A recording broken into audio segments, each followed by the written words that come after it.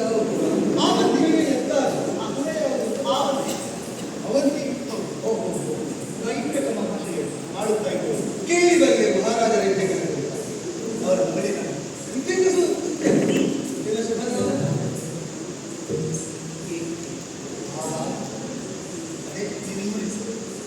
ನನ್ನ ಹೆಸರು ಹೇಳೋಣ.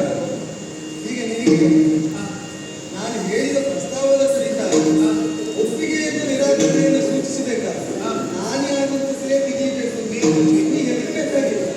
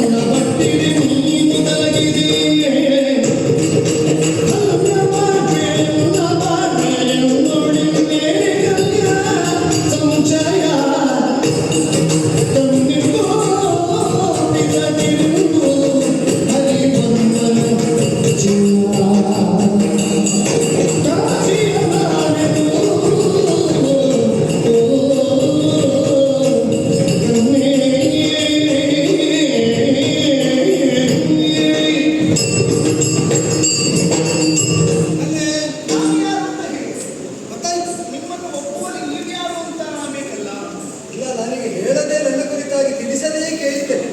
ಮನದಲ್ಲಿ ಆಕ್ರೋಶ ಹುಟ್ಟಿದ್ರೆ ಕೋಪಿಸಬೇಕಾದ್ದೇನಿಲ್ಲ. ಈಗ ಅಪರಿಚಿತನಾದವರು ಪರಿಚಯಕ್ಕೆ ತನ್ನನ್ನು ನಾನು ತಿಳಿಸದೇ ಇದ್ದೆ ವಂಚಕರಿಗೂ ಅದೊಂದು ಪ್ರವೃತ್ತಿ ಉಂಟು.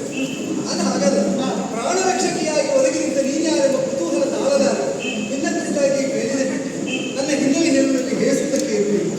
ಕಾಶಿನಗರಕ್ಕೆ ಇದೆಯಾ ಏನು ಕೇಳಿದೆ? ಅವಿಮುಕ್ತ ಕ್ಷೇತ್ರ ಅವಿಮುಕ್ತ ಅಂತ ಹೆಸರೇ ಹಾಕಿಕೊಟ್ಟು ಪರಶಿವರಿಂದ ಯಾವತ್ತೂ ಬಿಡುಗಡೆ ಬಂದದ ನಾಡದು.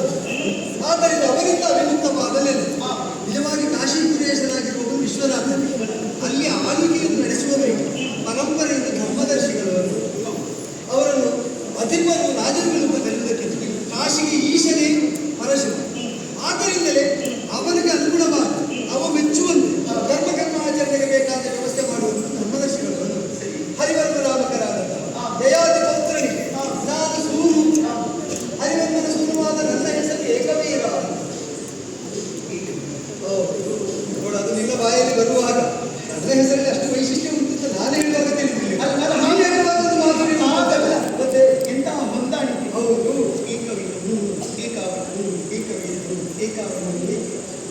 ನಿಜವಾಗಿ ನಾನು ಯೋಚಿಸುವುದಾಗಲ್ಲ.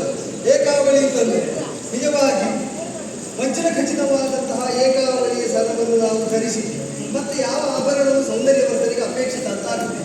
ಅದರಲ್ಲಿ ಶಿಖರಮಣಿಯಂತೆ ಏಕವೀರ ಶೋಭಿಸಿ ಆ ಮಾಲೆಯನ್ನು ಪರಿಪೂರ್ಣತೆ ಬರುವುದು ಯೋಚಿಸಿ ಆ ಏಕಾವಳಿಯ ಶಿಖರಮಣಿಯಾಗಿ ಶಿಖಾಮಣಿಯಾಗಿ ಈ ವಜ್ರವೇ ಕುಳಿತುಕೊಂಡಿತು ಅಂತಾದರೆ ಅದಕ್ಕೊಂದು ಒಪ್ಪವರ ಸಮಗ್ರತೆ ನಾನಾಗಿ ಸಿದ್ಧಿಸಿದರೆ ಏಕವೀರನಾದಂತಹ ನಾನು ದೈವವೀರಗೂ ಧರ್ಮಚಾರಿಗೂ ಕಾಶಿ ನರೇಶರೂ ಆ ಕಾರಣದಿಂದ ರಾಜಪುತ್ರಿಯಾದಂತಹ ನೀನು ಆಪತ್ತುಂದುವಾಗಿ ಒದಗಿ ಆತ್ಮಸಖಿಯಾಗಿ ಈಗ ನೆಲೆ ನಿಂತ ಕಾಲದಲ್ಲಿ ಬದುಕಿಗೆ ಸಾಹಚರ್ಯಕ್ಕೆ ಸಾಂಗತ್ಯಕ್ಕೆ ಸುಖಕ್ಕೆ ಸಮಗ್ರತೆಗೆ ಜೊತೆಯಾದಂಥ ಕಾರ್ಯ ಕೇವಲ ನನ್ನ ಅಭಿಮತ ಮಾತ್ರ ನಿಂದಿಗಿರುಳು